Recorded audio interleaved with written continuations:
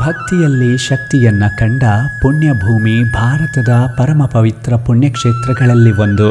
ಯುಗ ಯುಗಾಂತರಗಳಲ್ಲಿ ಲೋಕ ಕಲ್ಯಾಣಕ್ಕಾಗಿ ವಿವಿಧ ಅವತಾರಗಳನ್ನೆತ್ತಿ ಕಲಿಯುಗದಲ್ಲಿ 3.5 ಶತಮಾನಗಳ ಹಿಂದೆ ಜ್ಞಾನವಾಹಿನಿ ಪುಣ್ಯ ಪ್ರಧಾಯಿನಿ ತುಂಗಾ ನದಿಯ ತಟದಲ್ಲಿ ಜಗನ್ಮಾತೆ ಮಂಚಾಲಮ್ಮ ನೆಲೆಯಾದ ಮಂಚಾಲೆಯ ಪವಿತ್ರ ನೆಲದಲ್ಲಿ ಸಶರೀರರಾಗಿ ಬೃಂದಾವನಾಧೀಶರಾಗಿ ಲಕ್ಷಾಂತರ ಭಕ್ತರ ಬದುಕಿನ ಸಂಕಷ್ಟಗಳನ್ನು ಪರಿಹರಿಸುತ್ತಿರುವ ಭಕ್ತಕೋಟಿಯ ಹೃದಯ ಸಿಂಹಾಸನದ ದೇವೇಂದ್ರ ಗುರು ರಾಘವೇಂದ್ರ ಸ್ವಾಮಿಗಳ ಮಠ ಮಂತ್ರಾಲಯದಲ್ಲಿ ರಾಯರ 353ನೇ ಆರಾಧನಾ ಮಹೋತ್ಸವದ ಸಂಭ್ರಮ.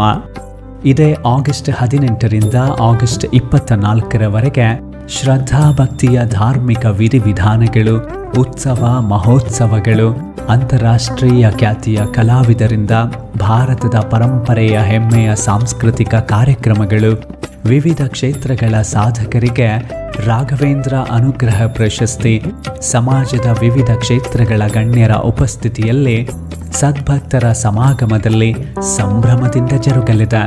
ಆಗಸ್ಟ್ 20ರಂದು ಪೂರ್ವಾರಾಧನಾ, 21ರಂದು ಮಧ್ಯಾರಾಧನಾ, ಆಗಸ್ಟ್ 22ರಂದು ಉತ್ತರಾರಾಧನಾ ನಡೆಯಲಿದೆ. ಈ ಎಲ್ಲ ಕಾರ್ಯಕ್ರಮಗಳು ಗುರುರಾಯರ ಯತಿ ಪರಂಪರೆಯನ್ನು ಬೆಳಗುತ್ತಾ ರಾಯರ ಪ್ರೇರಣೆಯಿಂದ ನವ ಮಂತ್ರಾಲಯದ ನಿರ್ಮಾಣದ ಹರಿಕಾರರಾಗಿ ಧರ್ಮೋತ್ಥಾನವನ್ನು ಮಾಡುತ್ತಿರುವ ರಾಯರ ಭಕ್ತರ ಪಾಲಿನ ರಾಯರ ಪ್ರತಿರೂಪವಾಗಿರುವ ಮಂತ್ರಾಲಯ ಮಠದ ಪೀಠಾಧಿಪತಿಗಳಾದ ಪರಮಪೂಜ್ಯ ಸುಬುಧೇಂದ್ರ ತೀರ್ಥ ಶ್ರೀಪಾದಂಗಳವರ ಮಾರ್ಗದರ್ಶನದಲ್ಲಿ ನಡೆಯಲಿವೆ. ಶ್ರೀ ಗುರುಗಳು ಪ್ರೀತಿಯಿಂದ ಆರಾಧನಾ ಮಹೋತ್ಸವಕ್ಕೆ ತಮ್ಮನ್ನು ಸ್ವಾಗತಿಸುತ್ತಿದ್ದಾರೆ. ರಾಯರ 700 ವರ್ಷಗಳ ಬೃಂದಾವನ ವಾಸದಲ್ಲಿ 353 ವರ್ಷಗಳು ಕಳೆಯುತ್ತಿವೆ. ಭಕ್ತರ ಬದುಕು ಬೆಳಗುತ್ತಿದೆ. ಮಂತ್ರಾಲಯ ಕೈಬೀಸಿ ಕರೆಯುತ್ತಿದೆ.